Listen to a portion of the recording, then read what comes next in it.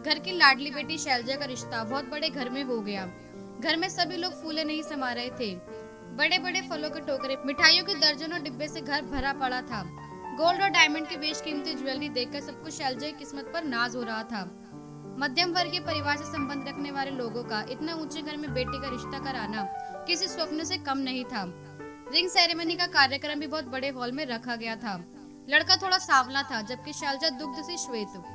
पर क्या हुआ, पैसे वाला तो था, फिर भी सबको रिश्ता खूब भा रहा था। अरेंज मैरिज में कम पैसे में इतने बड़े घर में रिश्ता होना किस्मत की बात थी। सब शैलजा के भाग्य की सराहना कर रहे थे। फोन का सिलसिला भी जारी हो गया।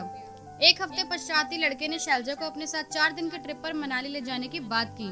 सबको बड़ा अटपटा लगा। शादी से पहले हनीमून, ये भी कोई बात हुई? एक बार शादी हो जाए फिर कहीं भी ले जाना घुमाने, शैलजा के पापा बोले। शैलजा की मम्मी ने भी मना किया। उन्होंने राहुल की मम्मी से भी इस विषय पर बात की तो उन्होंने हाई क्लास सोसाइटी का चलन बताकर उनकी बात को हंसी में ही उड़ा दिया।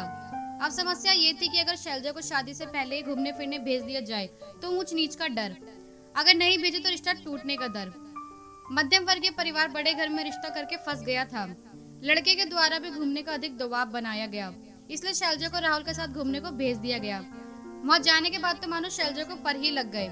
राहुल ने शैलजा को खूब शॉपिंग कराई। उसके लाए हुए कपड़े तो राहुल को पसंद ही नहीं आए। छोटे छोटे कपड़े जो शैलजा ने आभासी दुनिया में ही देखे थे, आज खुद के लिए खरीदना उसके लिए भी चौंकाने वाला था। अब वह भी स्वप्न की दुनिया में गोते लगाने लगी। 4 दिन तक दोनों खूब घूमे फिरे। लिव इन रिलेशनशिप के तर्ज पर ही दोनों का रिश्ता चलने लगा। अब तो आम बात हो गई थी, कभी कहीं कभी किसी जगह पर राहुल शैलजा को घुमाने ले ही जाता। नाइट क्लब पार्टी भी चलने लगी। शैलजा की हाई क्लास सोसाइटी की उड़ान चल रही थी। 3 महीने तक दोनों खूब मजा करते रहे। मान मर्यादा सब ताक पर रख दी गई। शैलजा के घर वालों ने भी दृष्टि नीचे कर रखी थी। आंखों आगे सब कुछ जल रहा था, लेकिन आंखें सभी की मिची हुई थी। अब राहुल अपने कुछ फ्रेंड्स के साथ टूर प्लान करता है। शैलजा को भी ले जाता है। नाइट क्लब में खूब नशा और डांस किया जाता है। क्लब से निकलने के बाद राहुल का दोस्त साहिल शैलजा का हाथ पकड़कर अपनी गाड़ी में बिठाने लगता है। शैलजा को बड़ा अटपटा लगता है। वह राहुल से कहती है। राहुल कहता है, कोई बात नहीं शैल, आज तुम साहिल के साथ ही उसके रूम में चली जाना, मेरे साथ साहिल की गर्लफ्रेंड जाएगी। शैलजा के पैरों के नीचे से जमीन निकल गई। ये सब देखकर उसकी रूह कांप उठी। हाई क्लास सोसाइटी का इतना घिनौना सच तो उसने पहले कभी नहीं देखा था।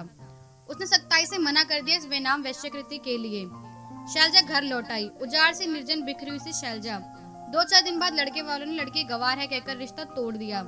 सारे परिवार पर कलंक लग गया, क्योंकि बदनामी तो मध्यम वर्गीय परिवार की होती है। बड़े घरों की बात तो छुपी जाती है।